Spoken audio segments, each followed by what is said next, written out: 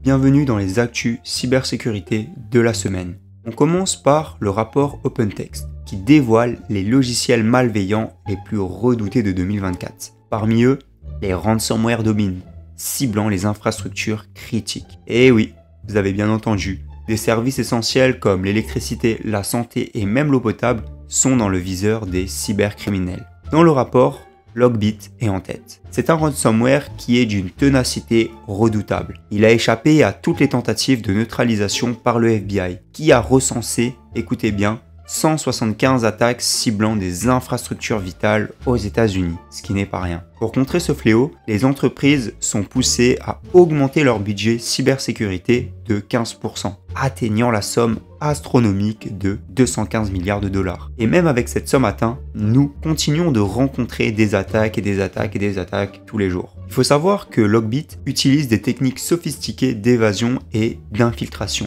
exploitant récemment l'intelligence artificielle pour cibler des points faibles spécifiques. En termes simples, ce malware peut adapter ses méthodes selon les défenses rencontrées, rendant les tentatives de détection classiques quasiment inefficaces. Imaginez un instant les conséquences d'une attaque Logbit sur un hôpital ou un réseau de transport. C'est un impact sur la sécurité nationale et la vie quotidienne malheureusement. Et ce n'est que le début, car Logbit a pour objectif d'attaquer des millions d'entreprises avant de disparaître, ce qui montre l'ampleur de la menace. Ensuite, nous passons à une actu assez intéressante, car la sophistication des attaques ne cesse de croître. Récemment, les chercheurs de Securonix ont découvert une campagne baptisée Crontrap, où des cybercriminels utilisent une approche inédite, l'émulation d'un environnement Linux pour masquer leur activité. Les hackers utilisent QEMU, un logiciel de virtualisation open source, pour créer une version de TinyCore Linux directement sur la machine de la victime. Une fois en place, cet environnement permet d'opérer en toute discrétion, échappant aux antivirus et aux systèmes de détection de malware. Le processus d'infiltration commence par un email de phishing. L'utilisateur, pensant télécharger un simple fichier zip, clique et déclenche le déploiement d'un Linux virtuel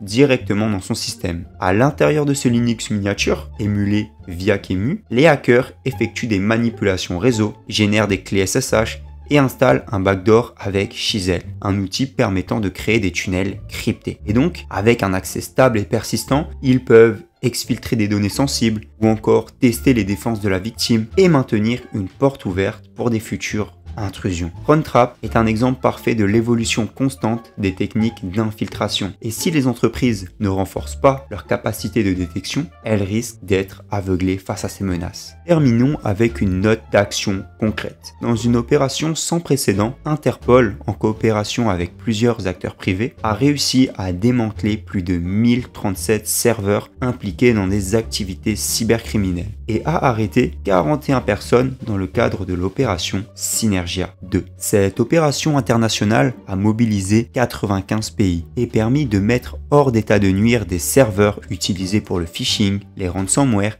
et les logiciels voleurs d'informations, ou encore appelés info stealers pour les anglophones.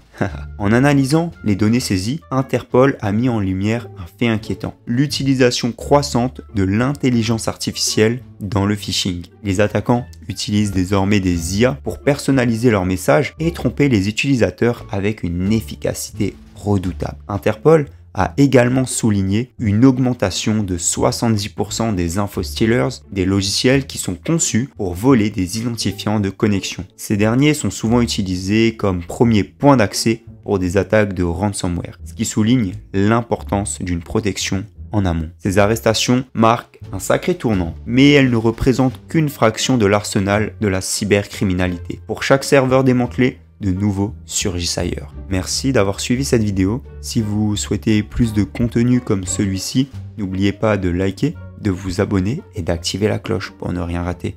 Ensemble, restons informés et sécurisés. Allez, ciao!